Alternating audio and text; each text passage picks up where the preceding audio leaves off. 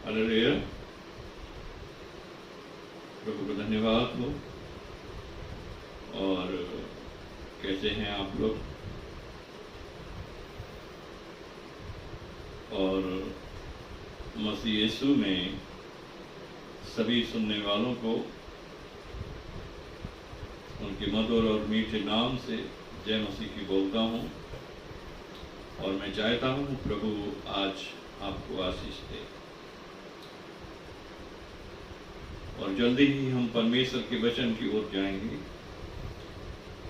और आज का संदेश है कि परमेश्वर कहाँ मिल सकता है और हम उसकी खोज करें और उसकी तलाश करें कि परमेश्वर कहाँ मिल सकता है। आइए हम पवित्र बाइबल में से पढ़ेंगे और अय्यूब की किताब और 23 उसके 3 पद को पढ़ते हैं।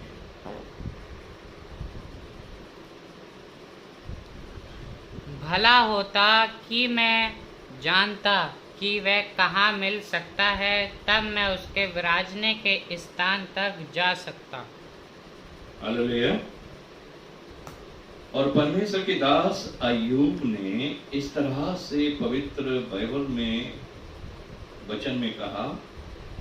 और वो जो बड़ी परेशानी से गुजर रहे हैं और वो बड़े दुख से गुजर रहे हैं और उनके हृदय में बड़ी पीड़ा है और वो चाहते हैं कि मैं अपनी सारी परेशानियों को, अपने दुखों को परमेश्वर को बताऊं। और या फिर कोई ऐसा व्यक्ति हो जो हमारी सारी फरियाद जाके परमेश्वर को बताए, क्योंकि उनको बड़ा दर्द है। और इसी तरह से संसार में हजारों लाखों लोग जो है, करोड़ों लोग जो है बड़े दुखी, बड़ी परेशानी से गुजर रहे हैं और उन्हें समझ नहीं आता कि जाएं तो जाएं कहाँ। और उनके जीवन में कोई शांति नहीं और उनके जीवन में कोई सफलता नहीं। और या तो उनके परिवार में कुछ लोग बीमार हैं और या फिर वो खुद बीमार हैं या फिर उनके पास कोई कमाने का जरिया नहीं है, रोटी रोजी नहीं है। और या फिर उनके परिवार का जो खास कमाने वाला था वो इस दुनिया में नहीं रहा। और इस तरह से लोग जो है बड़े दुखी, बड़ी परेशानी में गुजर रहे हैं। और किसी के पास जो एक ही बच्चा था और वो जो बेटा था गुजर गया।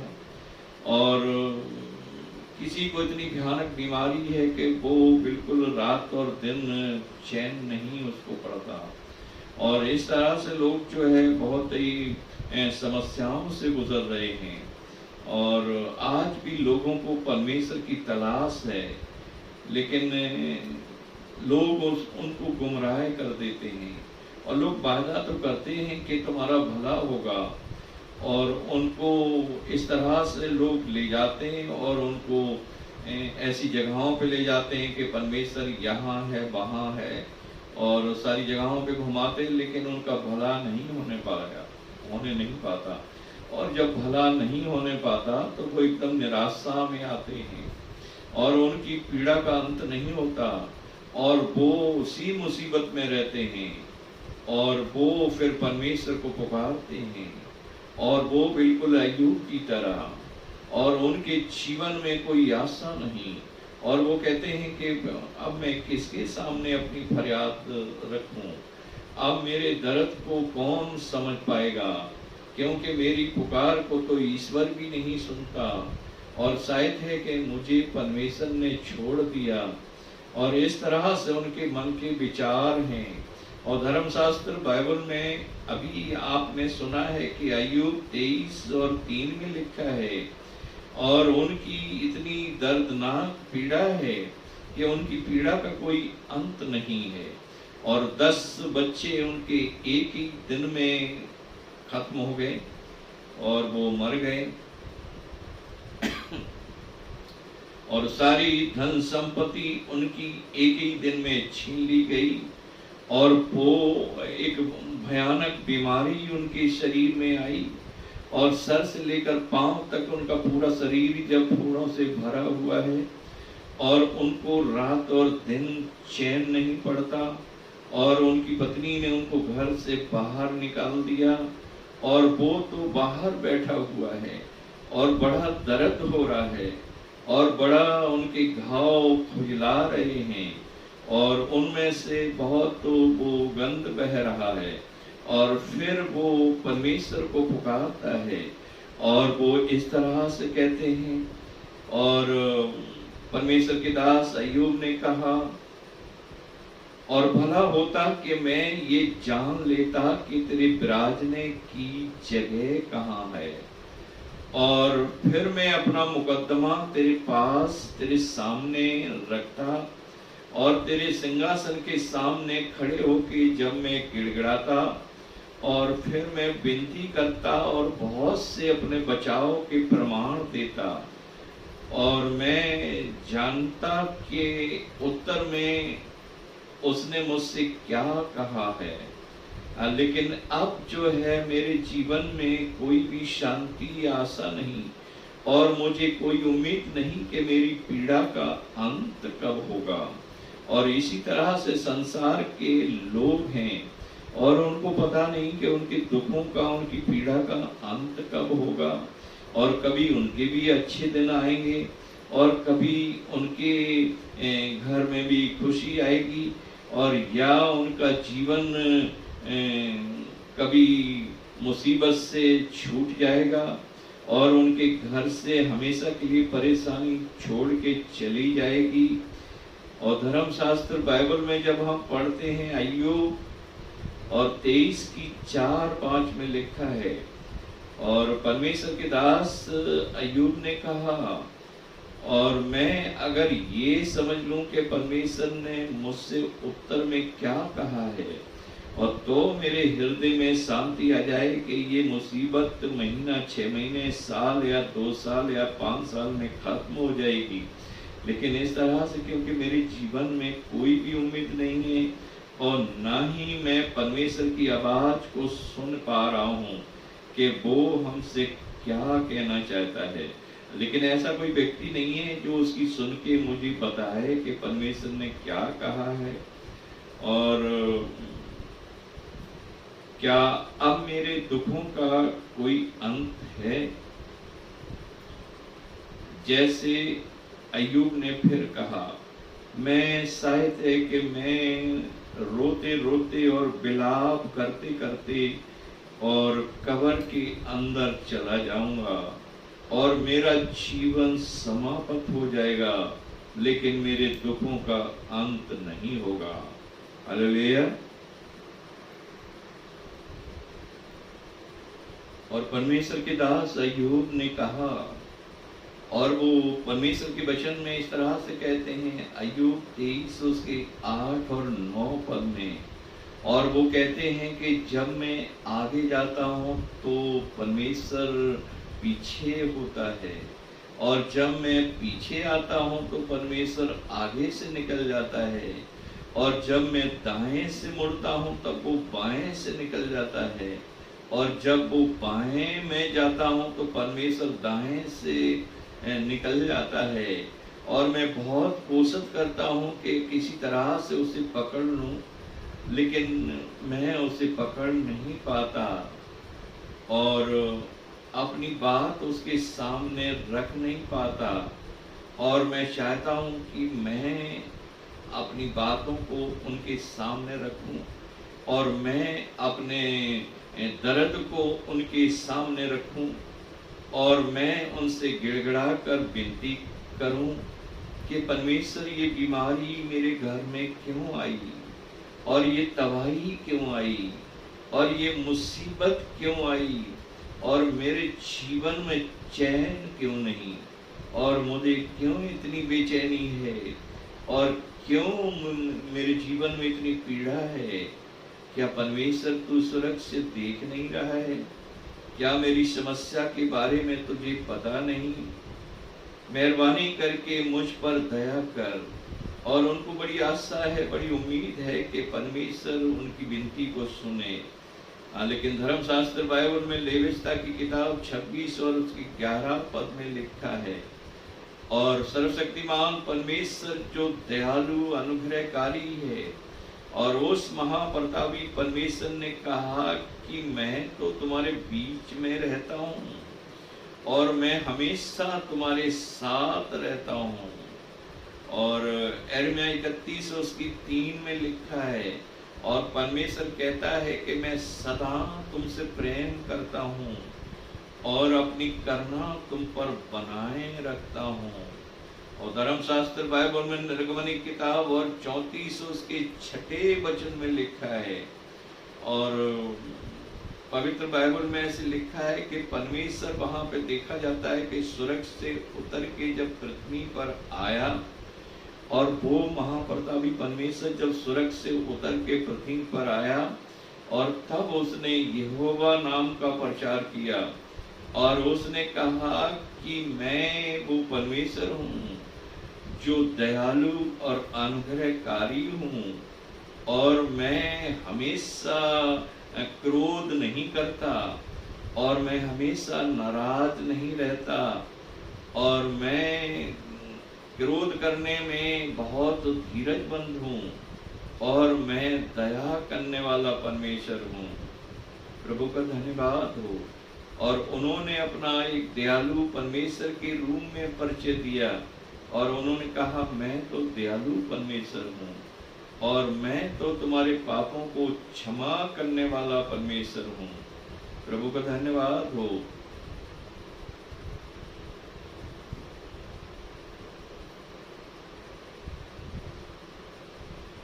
और आइए पवित्र बाइबल में से पढ़ेंगे, और हम देखेंगे 1 कुरिन्थियों 3 उसके 16 पद में।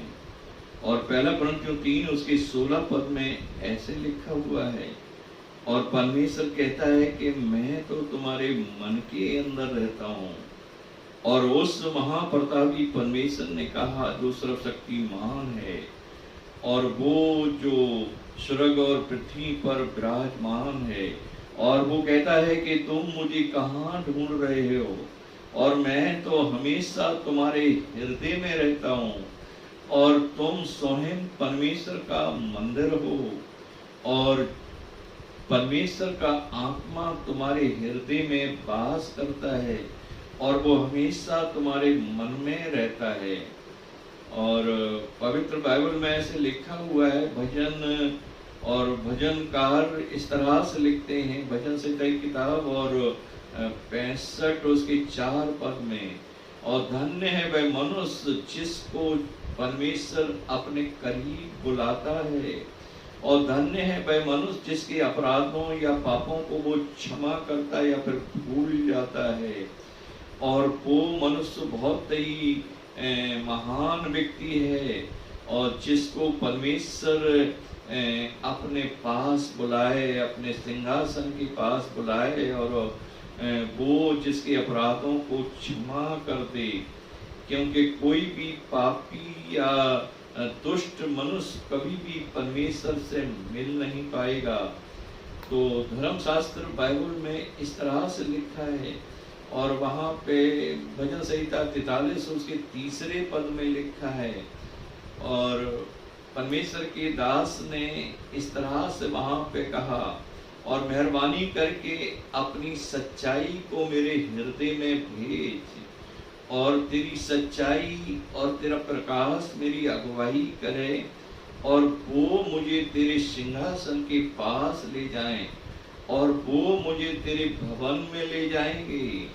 और वैसे मैं परमेश्वर कभी भी तुझे ढूंढ नहीं पाऊंगा, और जब तक मैं एक सच्चा और पवित्र मनुष्य नहीं बनूंगा, लेकिन मैं अपनी समझदारी से, अपने ज्ञान से, अपनी बुद्धि से नहीं बन सकता, और वो तो तेरी दया के द्वारा मैं ऐसा हो जाऊंगा। तो मेहरबानी करके अपनी सच्चाई को मेरे हृदय में डाल, और अपने प्रकाश को, अपनी ज्योति है वो मुझ पर आने दे, और तब मैं उस प्रकाश में होके तेरे पास जाऊंगा। और इफिसियों 2 उसकी 22 आयत में ऐसे लिखा है, और सर्वशक्तिमान परमेश्वर ने कहा, और मैंने तुम्हें अपना निवास स्थान होने के लिए बुलाया है, ताकि मैं तुम्हारे हृदय में विराजमान रहूं। तो परमेश्वर मनुष्य के हृदय में रहना चाहता है, और वो हमेशा उसके मन में रहना चाहता है, और परमेश्वर उनसे बातें करना चाहता है, और परमेश्वर उनकी सुनना चाहता है। और इसलिए मनुष्य उसको कहाँ ढूंढ रहा है सारी दुनिया में, और लोग उसे गुमराह कर रहे हैं, लेकिन परमेश्वर तो उसके मन में रहता है, और वो उसके हृदय में रहता है। और वो मनुष्य जो है परमेश्वर को भूला हुआ है, क्योंकि वो उसे सच्चाई से नहीं ढूंढ रहा है। हालेलुया।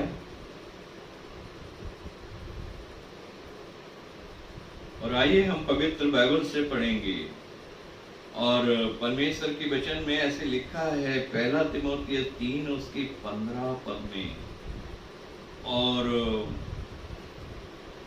परमेश्वर हमें कहाँ मिल सकता है, और परमेश्वर कौन सी जगह पे रहता है। और हमारे उद्धारकर्ता यीशु मसीह ने कहा कि वो तो जहां उसके नाम से 2 और 3 जमा होते हैं उनके बीच में होता है। और वो महाप्रतापी परमेश्वर कहाँ होता है, और वो तो अपने प्रेमियों के बीच में होता है, और वो वहां होता है जहां सच्चाई से उसकी आराधना करते हैं लोग, और सच्चाई और नम्रता से, दीनता से जहां पुकारते हैं। और पवित्र बाइबल में ऐसे लिखा हुआ है 1 तिमोथी 3 उसकी 15 में, और जब आप परमेश्वर को परमेश्वर की कलीसिया में देखोगे, और उसकी चर्च में जब आप जाओगे जहां परमेश्वर के लोग सच्चाई से आराधना करते हैं, और उस जीवते परमेश्वर की जहां आराधना हो रही है, उनके बीच में परमेश्वर आपको मिलेगा। और आप उसको कैसे जानेंगे, और उसके प्यार को आप उनके बीच में देखेंगे, और उसकी सामर्थ को देखेंगे, और उसकी मोहब्बत को देखेंगे, और इससे आप जान लेंगे कि परमेश्वर इनके बीच में है, और परमेश्वर यहाँ मौजूद है। और व्यवस्था बनी किताब और 33 उनके 3 पद में लिखा है, और व्यवस्था 33 की 3 में लिखा है, और परमेश्वर हर एक देश के लोगों से प्रेम करता है। और ये कितना सुंदर वचन है। और वो तो सारी पृथ्वी के निवासियों से प्रेम करता है, और वो चाहे किसी भी देश के रहने वाले क्यों ना हों, और वो सब उसकी आवाज को सुनते हैं, और उसके पवित्र लोग उसके पवित्र भवन में जब आते हैं, और वो उसके चरणों में बैठते हैं, और उस जगह पर जहां परमेश्वर उन्हें बुलाता है, और फिर वो उनके वचनों को सुनते हैं। और भजन संहिता 43 उसकी 4 आयत में लिखा है, और अब मैं परमेश्वर की वेदी के पास जाऊंगा, और उस महाप्रतापी ईश्वर के पास जो मेरे अति आनंद का कुंड है। और प्रभु के बच्चों, शांति आपको कहाँ मिलेगी, और सांत्वना आपको कहाँ मिलेगी, और आपको जवाब कहाँ मिलेगा।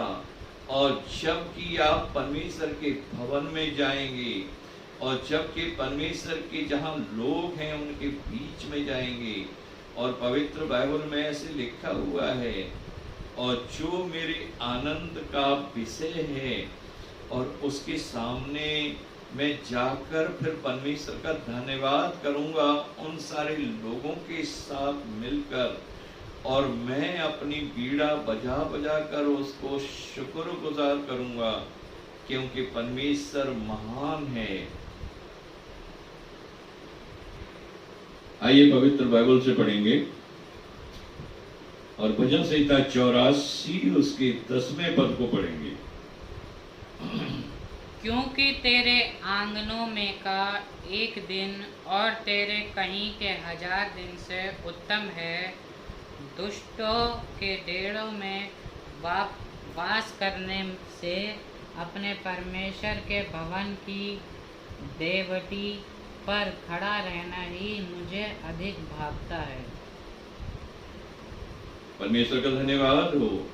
और भजन संहिता 84 उसके 10वें पद में लिखा है, क्योंकि तेरे आंगनों का एक दिन और वो हजारों दिन से बढ़ के है। और परमेश्वर के भक्त ने इस तरह से कहा कि तेरे आंगनों का तो एक दिन और मेरे लिए बहुत कीमती है, कि उसमें तो हमें बड़ी खुशी मिलती है और आनंद की भरपूरी मिलती है। और दुष्टों के साथ आनंद मनाने से अच्छा है कि परमेश्वर की ड्यूटी पे हम उसके भवन के दरवाजे पे खड़े रहें। और दुष्टों के साथ जो खुशी मनाने से अच्छा है कि हम अपने यहोवा के दरवाजे पर खड़े रहें। और ईसाया 2 उसके 3 पद में लिखा है, और बहुत से लोग आकर कहेंगे कि आओ हम परमेश्वर के भवन में जाएं, क्योंकि वह तो हमें अपना मार्ग बताएगा।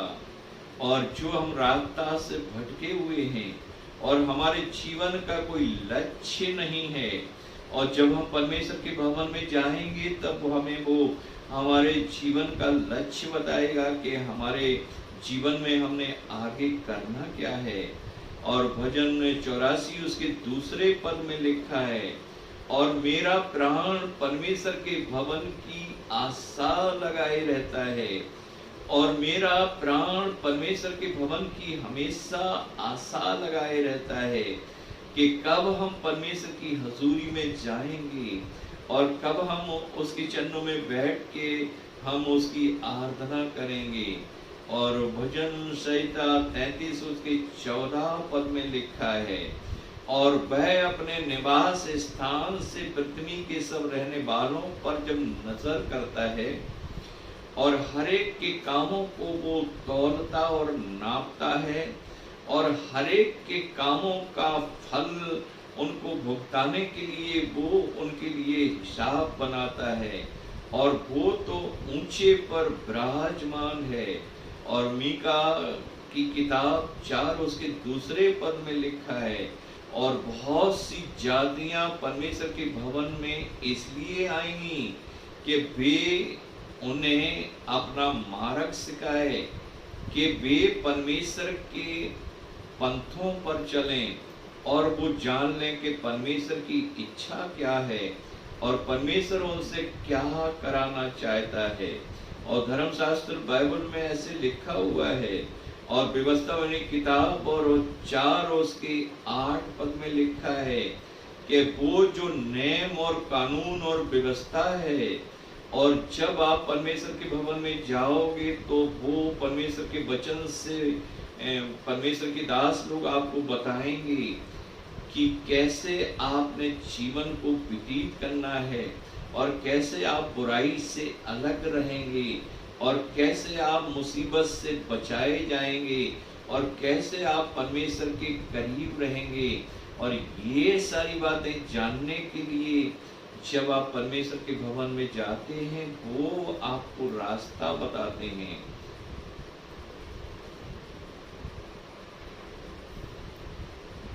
और आइए पवित्र बाइबल से जब हम पढ़ते हैं और भजन संहिता और भजन 16 उसकी 11 पद को पढ़ेंगे। तू मुझे जीवन का रास्ता दिखाएगा, तेरे निकट आनंद की भरपूरी है, तेरे दाहिने हाथ में सुख सर्वदा बना रहता है। हे परमेश्वर पिता, तू हमें जीवन का रास्ता दिखाएगा, क्योंकि तेरे चरणों में आनंद की भरपूरी है।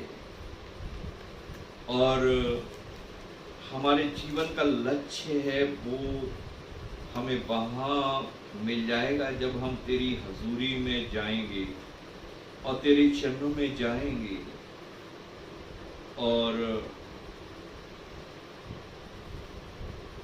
तू मुझे मेरे जीने का रास्ता दिखाएगा और तू मुझे सिखाएगा कि मैंने अपने जीवन में क्या करना है। और भजन 147 के 8 पद में लिखा है, और अपनी करुणा की बात शीघ्र ही मुझे बता दे, क्योंकि मैंने तुझी पर भरोसा रखा है। हे परमेश्वर, अपने करुणा की बात शीघ्र ही मुझे बता और मेहरबानी करके मुझे सिखा, क्योंकि मैंने तुझी पर भरोसा रखा है।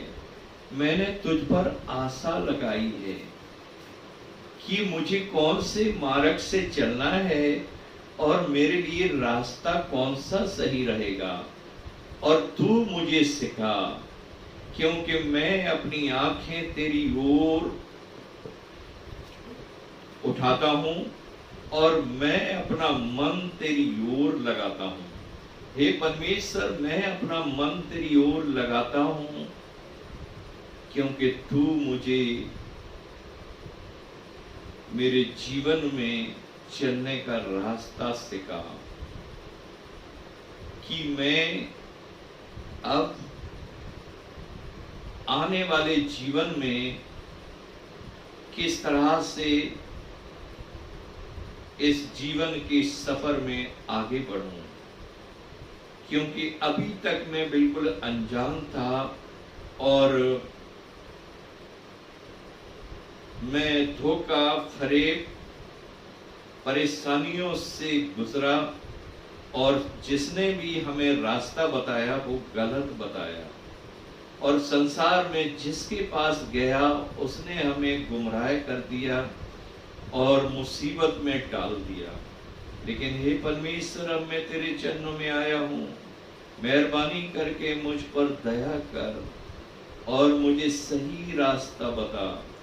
और भजन 33 की 15 में लिखा है, और वही जो उनके हृदय को गढ़ता है और उनके मन के विचारों पर ध्यान करता है, वही कहता है कि मैं तुम्हें तुम्हारे जीवन के लिए रास्ता बताऊंगा। और ये बहुत खूबसूरत आयत है, इसको मैं दोबारा पढ़ता हूँ। और भजन 33 की 15 में लिखा है, और वही जो उनके हृदय को गढ़ता है और उनके मन के विचारों पर ध्यान करता है, और वह उनकी एक एक बात को जांचता है और वो उनके चाल चलन पर नजर रखता है। और सफन्या की किताब 2 उसके 3 पद में लिखा है कि पृथ्वी के सब नम्र लोग यहोवा के नियमों को ढूंढने और मानने वालों उसकी धार्मिकता को ढूंढो।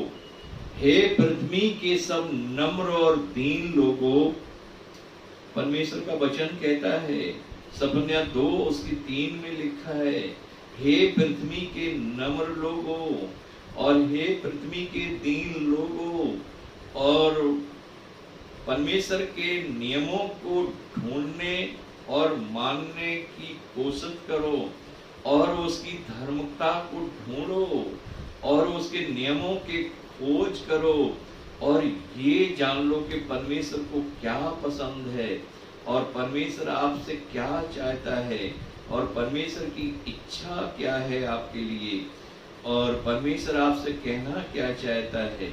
और मलाकी 2 उसके 10 पद में लिखा है, और क्या हम सबों का एक ही पिता नहीं, क्या हम सबों का एक ही परमेश्वर नहीं, क्या एक ही परमेश्वर ने पूरी पृथ्वी के सारे मानव जाति को उत्पन्न नहीं किया। लेकिन जब हम एक ही पिता की संतान हैं और हम सब एक दूसरे के भाई बहन हैं, क्योंकि हमारा स्वर्ग में एक पिता है, वो परमेश्वर है, फिर हम क्यों एक दूसरे से नफरत करते हैं, फिर हम क्यों एक दूसरे को लूटते हैं और क्यों एक दूसरे से झगड़ा करते हैं, और क्यों एक दूसरे को धोखा देते हैं, और क्यों एक दूसरे को नाश करने की योजना बनाते हैं। प्रभु के लोगों, हमें समझ लेना चाहिए कि जब हम ऐसा करते हैं तो अपने आप को हानि पहुंचाते हैं, अपने शरीर के हिस्सों को हानि पहुंचा रहे हैं, अपनी आत्मा को हानि पहुंचाते हैं, क्योंकि परमेश्वर पिता ने हमें एक ही मूल्य से रचा है और सबको एक ही उसे पर्पस से बनाया है कि सारे उसके बच्चे हैं और उसके चरणों में बैठ के उसकी आराधना करें और वो पिता उनको देख के आनंद मनाए और खुश रहे।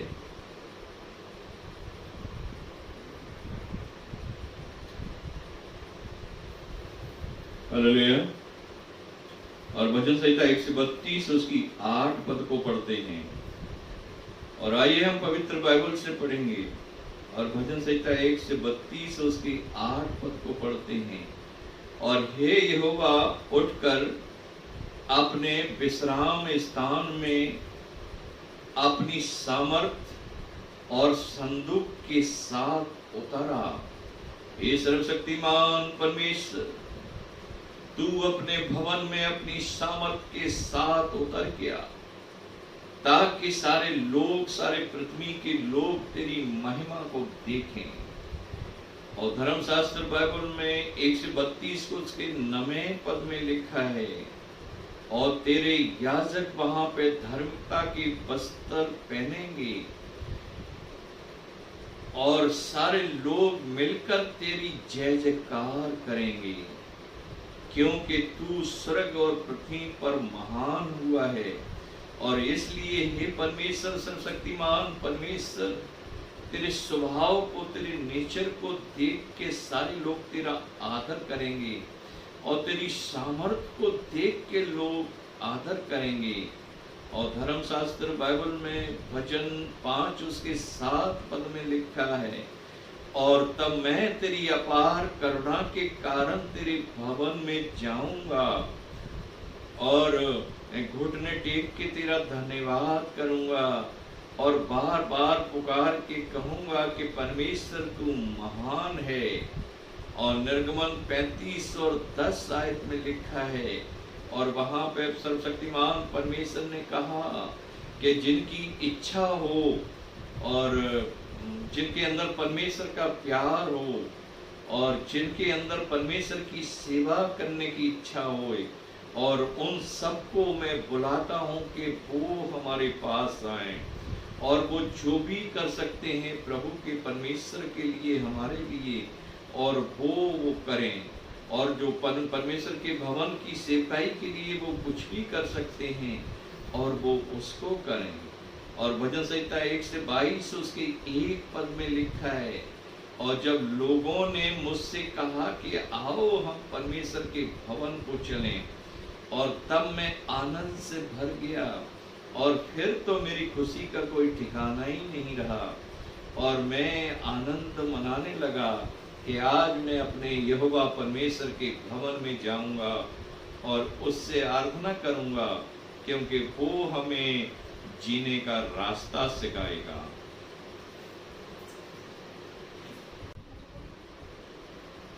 और भजन 63 उसके दूसरे पद को हम पढ़ेंगे।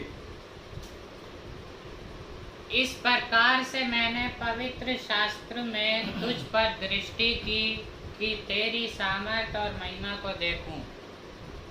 और मैंने तेरे पवित्र स्थान से जब नजर करके देखा कि परमेश्वर की सामर्थ को देखें, और मैंने तेरे पवित्र स्थान से देखा ताकि मैं परमेश्वर की सामर्थ को देखूं। और निर्गमन 25 उसके 8 पद में लिखा है, और परमेश्वर ने कहा, और मैंने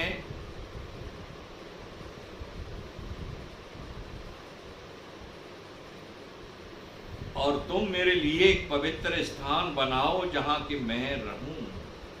और परमेश्वर ने अपने चुने हुए लोगों से कहा और अपनी प्रजा के लोगों से कहा, और तुम मेरे लिए ऐसा स्थान बनाओ जहां मैं तुम्हारे बीच में रहूं और तुमसे बात करूं।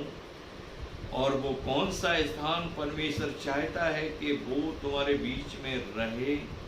और पहला कुरिन्थियों 3 उसके 16 पद में लिखा है, और परमेश्वर कहता है कि तुम स्वयं परमेश्वर के मंदिर हो, और वो पवित्र स्थान जो मैं चाहता हूँ वो तुम हो, और मैं तो तुम्हारे हृदय में रहना चाहता हूँ।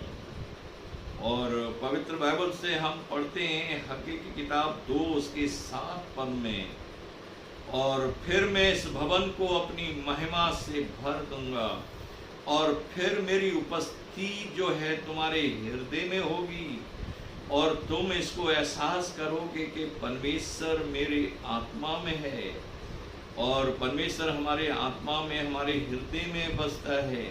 और फिर तुम इधर उधर ढूंढने के लिए मारे मारे नहीं फिरोगे, क्योंकि मैं तो तुम्हारे मन में रहूंगा।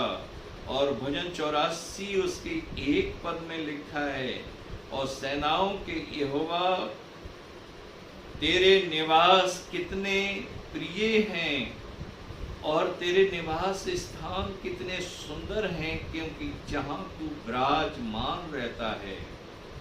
हालेलुया।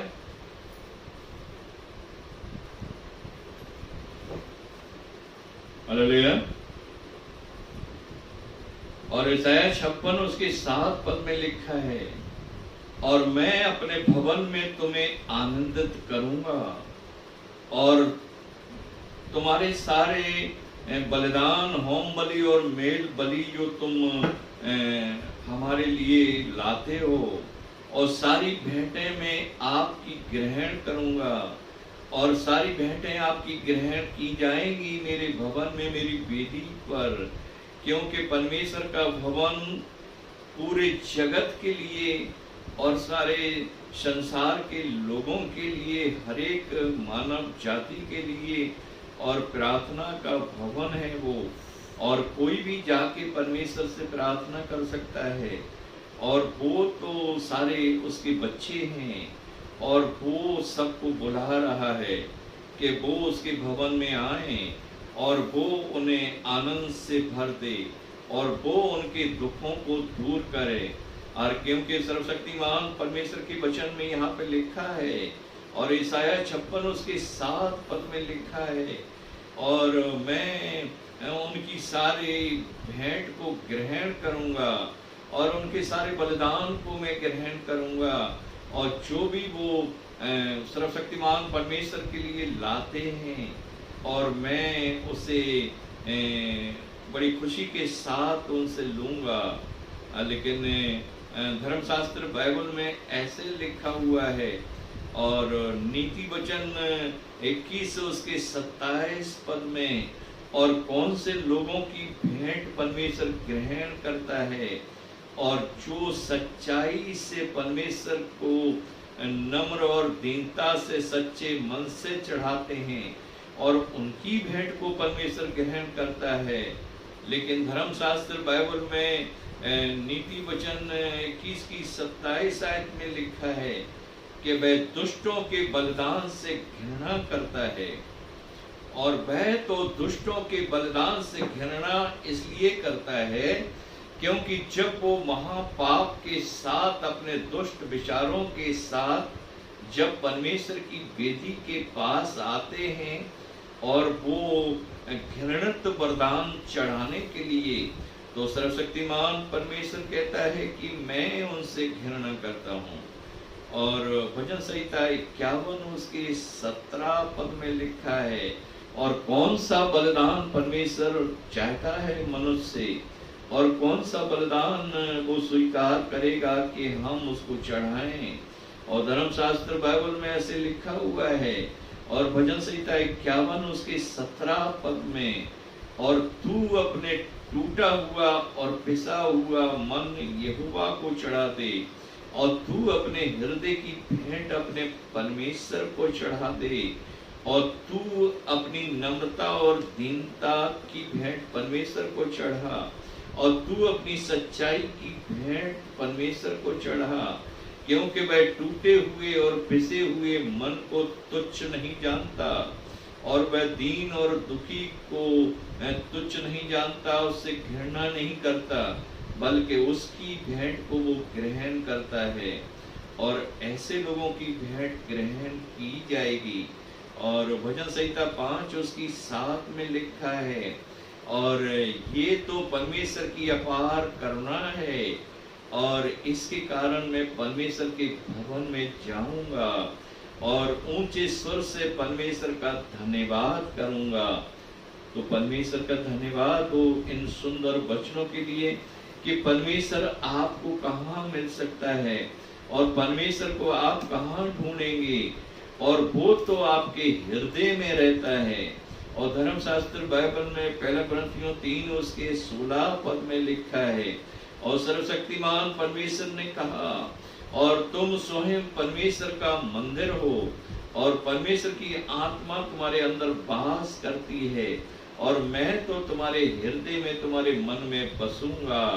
तो मैं चाहता हूं कि परमेश्वर इन वचनों के द्वारा आपको आशीष दे, और परमेश्वर को अपने हृदय में आप आने दें, और परमेश्वर के योग्य आप अपने को तैयार करें, और उससे बोलें और बात करें, और फिर उसके प्यार का आप आनंद उठाएं, और उसकी हजूरी में आप खुशी मनाएं।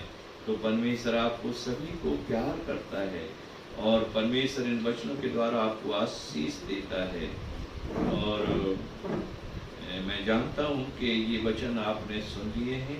प्रभु आपको आशीष दे।